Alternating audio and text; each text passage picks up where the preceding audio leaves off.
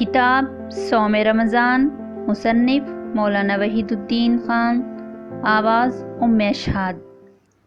روزے کا حکم۔ قرآن میں روزے کا حکم سورۃ البقرہ میں کسی قدر تفصیل کے ساتھ آیا ہے۔ یہاں قرآن کی ان آیتوں کا ترجمہ نقل کیا جاتا ہے: اے ایمان والو، تم پر روزہ فرض کیا گیا جس طرح تم سے پہلے کی امتوں پر فرض کیا گیا تھا، تاکہ تم پرہیزگار بنو۔ گنتی کے چند دن۔ پھر تم میں سے جو شخص بیمار ہو یا سفر پر ہو تو وہ دوسرے دنوں میں تعداد پوری کر لے، اور جن کو طاقت ہے تو ایک روزے کا بدلہ ایک مسکین کا کھانا ہے۔ جو کوئی مزید نیکی کرے تو وہ اس کے لیے بہتر ہے، اور تم روزہ رکھو تو یہ تمہارے لیے زیادہ بہتر ہے اگر تم جانو۔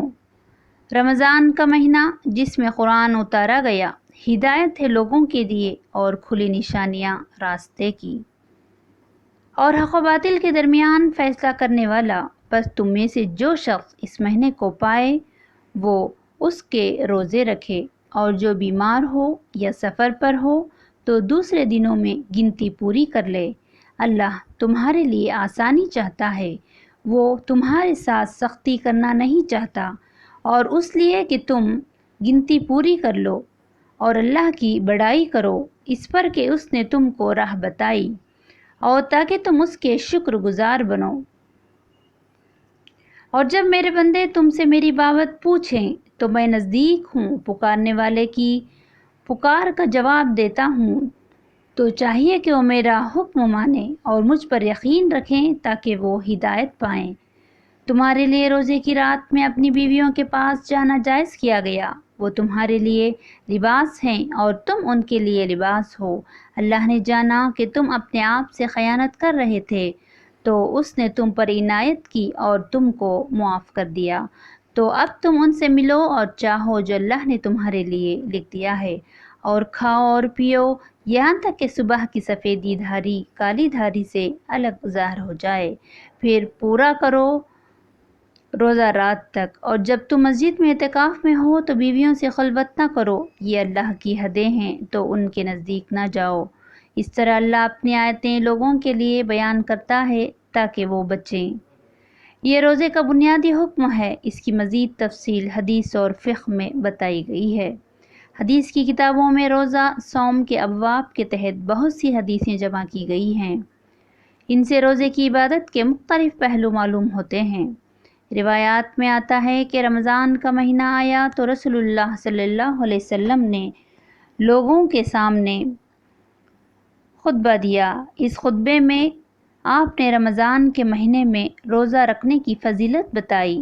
علی رضی اللہ عنہ کہتے ہیں کہ اس کے بعد میں کھڑا ہوا اور میں نے کہا کہ اے خدا کے رسول، اس مہینے میں سب سے بہتر عمل کیا ہے؟ آپ نے فرمایا، اے ابو الحسن، اس مہینے میں سب سے بہتر عمل اللہ کی حرام کی ہوئی چیزوں سے بچنا۔ اس روایت سے روزے کی اصل روح معلوم ہوتی ہے۔ روزے کی اصل روح ان چیزوں سے اپنے آپ کو روکنا ہے جن سے رکنے کا خدا نے حکم دیا ہے۔ رمضان کے دنوں میں کھانے پینے جیسی چیزوں سے روزہ رکھنے کا حکم دراصل اسی کا عملی سبق ہے۔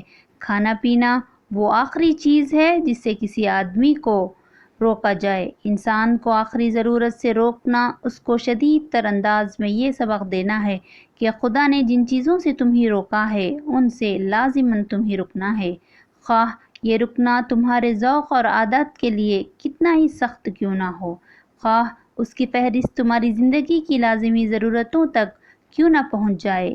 ایک اور روایت کے الفاظ یہ ہیں: رسول اللہ صلی اللہ علیہ وسلم نے فرمایا کہ جب بھی کسی روزے دار کو گالی دی جائے اور وہ کہے کہ تم پر سلامتی ہو، میں تم کو گالی نہیں دوں گا جیسے تم نے مجھ کو گالی دی، تو اللہ تعالیٰ فرماتے ہیں کہ میرے بندے نے ایک شخص کی برائی سے روزے کی پناہ لی تو میں نے بھی اس کو آگ سے پناہ دے دی۔